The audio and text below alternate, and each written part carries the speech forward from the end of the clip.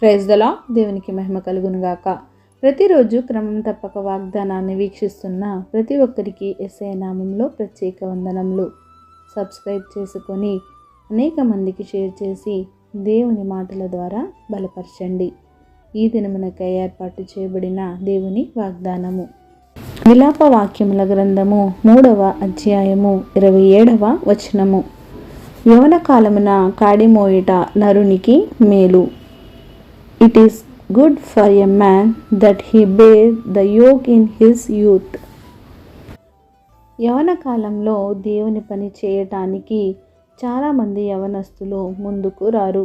ఎందుకంటే సేవాభారం అంటే ఎంతో కష్టపడాలి, దినమంతా దేవుని పరిచర్యలో గడపాలి, లోక సంబంధమైన వాటికి దూరంగా ఉండాలి.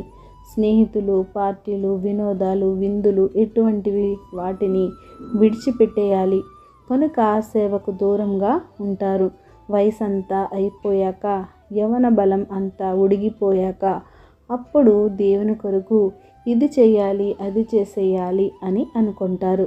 కానీ దేవుని వాక్యం చెప్తుంది, యవన కాలమున దేవుని కాడి మోయుట మేలు అని. వయసులో ఉన్నప్పుడు దేవుని కొరకు ఏదైనా చేయగలము. దినమంతా దేవుని కొరకు నిలబడి సేవ చేయగలము. పట్టణాలు, పల్లెలు దాటి వెళ్ళి దేవుని మాటలు విస్తరింప చేయగలం.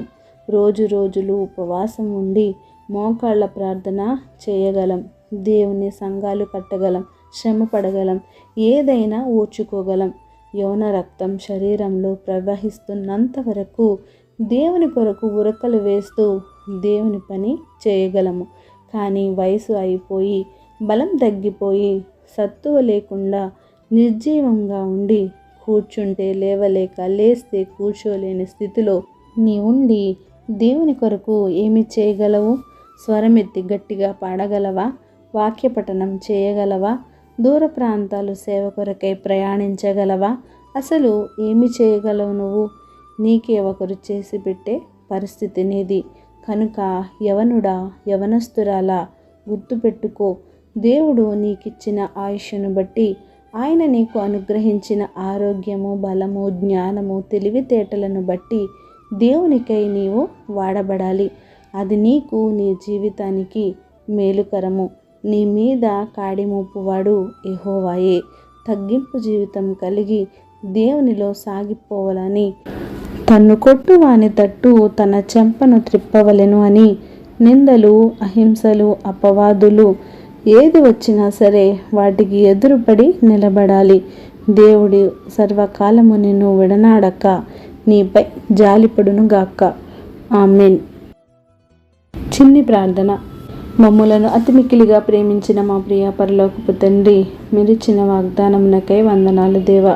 ఎవరైతే ఈ వాక్యాన్ని విన్నారో విని విడిచిపెట్టువారుగా కాకుండా వారి హృదయగదిలో ఈ వాక్యాన్ని భద్రపరుచుకుని వాక్యానుసారంగా జీవించే జీవితాన్ని ప్రతి ఒక్కరికి దయచేయండి.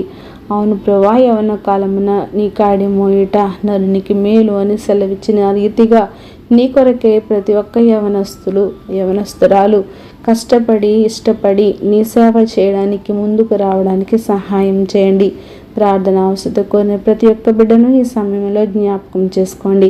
వారి అవసరతలను, అక్కరతలను తీర్చి సమయానుకూలంగా వారికి నీ మేళను అనుగ్రహించి సమస్త ఘనత, మహిమ, ప్రభావములు మీరే ఆరోపించుకుంటారని యేసుక్రీస్తు పరిశుద్ధ నామమున ప్రార్థించి అడిగి వేడుకొనుచున్నాను మా తండ్రి. Amen. God bless you all.